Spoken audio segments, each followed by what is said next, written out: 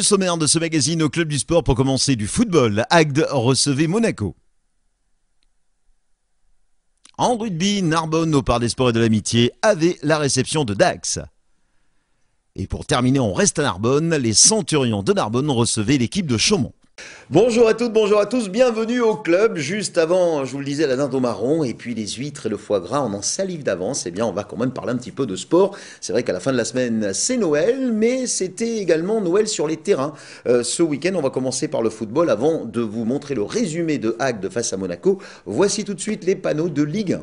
Tous les résultats du foot avec 1134.com. La Ligue 1 pour commencer avec bien sûr le résultat de Montpellier qui partage les points avec Auxerre. C'était samedi soir à la Mousson, un but partout. Quant à l'OM dans le duel des Olympiques face à Lyon, un but partout également. Le classement avec Marseille qui est 5e avec 28 points à 3 points du leader Lille qui compte un match en moins. Quant à Montpellier, ils sont 10e avec 26 points. La dernière journée des matchs allés, ce sera la prochaine mardi soir. Montpellier se déplace à Lorient et l'OM se déplace à Brest.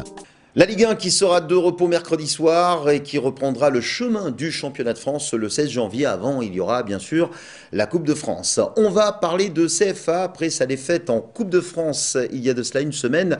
Acte de retrouver le championnat face à l'équipe 2 de Monaco. Je vous propose tout de suite de découvrir le résumé de cette rencontre.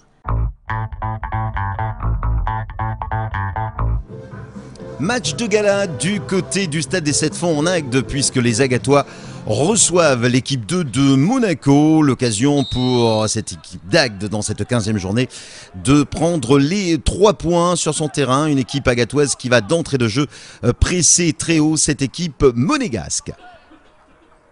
Allez, l'équipe de Monaco qui va essayer de procéder par contre. On est dans cette première période avec toujours ce pressing relativement haut des Agatois par Ibnou Charaf.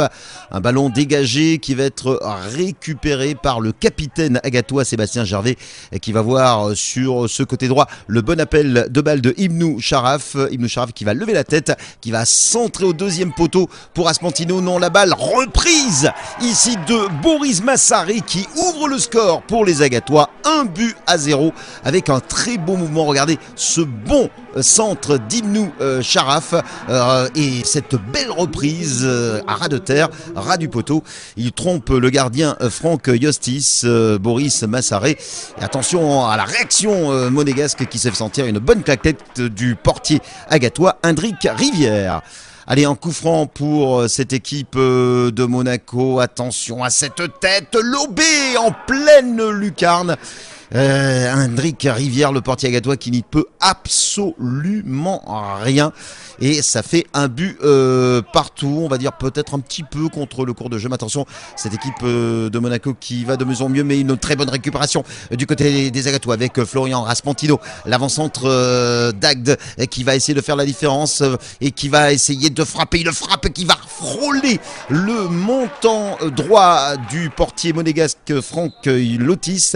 Attention, on est en deuxième période avec toujours ces coups francs dangereux du côté de Monaco, mais une bonne récupération ici pour Agde. Regardez cet appel de balle ici de Karim Azamoum. Karim Azamoum qui va voir au deuxième poteau Benjamin Mas qui va louper la balle de match. La colère de Thierry Villa, vous allez voir en bas de votre écran. Et malheureusement, c'était une occasion en or puisque sur ce dégagement, eh bien, l'arbitre de la rencontre va siffler la fin de la rencontre. Un but partout. On perd encore 2 points, on mérite notre victoire sans problème. Bon, on n'arrive pas à marquer. En plus, on loupe des buts très faciles. Et bon, voilà, à ce niveau, ça pardonne pas, quoi. Mais bon, encore déçu, quoi. Mais bon, on n'a pas perdu.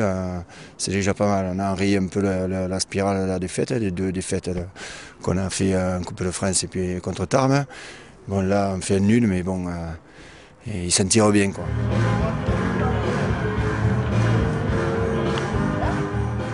Voilà, donc on partage les points du côté des Agatois. On va tout de suite regarder les résultats de cette journée.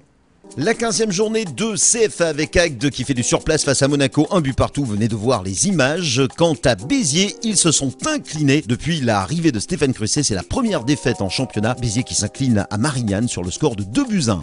Le classement Agde 6e avec 38 points, Béziers 9e avec 35 points.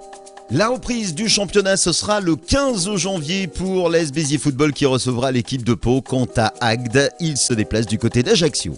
La 11e journée de division d'honneur, je vous laisse découvrir les résultats avec la victoire du Fun de Narbonne à la Clermontaise, 1-0. Alès s'impose à Frontignan, 3-1. 7 et Perpignan-Canet, 1 but partout. Beaucaire et Canet, 2 buts partout. L'équipe 2 de Béziers fait 0 partout face à Carcassonne. La victoire de Perpignan-Méditerranée, 4-1 face à Latte. Enfin, le match Fabrègue-Albert-Argelès a été reporté.